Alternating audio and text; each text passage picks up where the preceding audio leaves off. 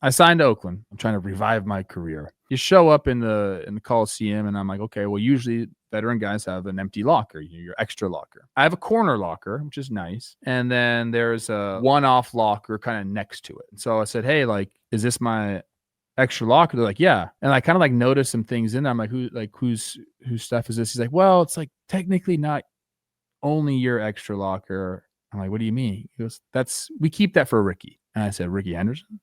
And they're like, yeah. I'm like, he comes in here? They're like, yeah. I'm like, I'm not putting anything in that freaking locker. I'm sorry. That's not my extra locker. That's Rickey Henderson's locker. Yeah. And throughout the year, quite often, actually, he was there. So me and Rickey were locker mates. Dude, we talked ball, and he was so freaking nice to me, man.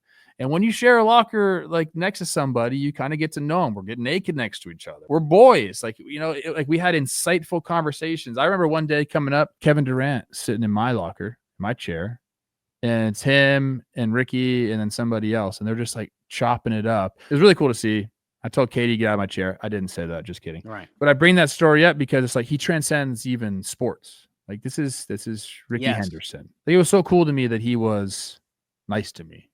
And I didn't have to be. I felt like he like genuinely just liked to talk about the game, and we did that a lot. So shout out Rickey, man. It's very sad. Legend, man.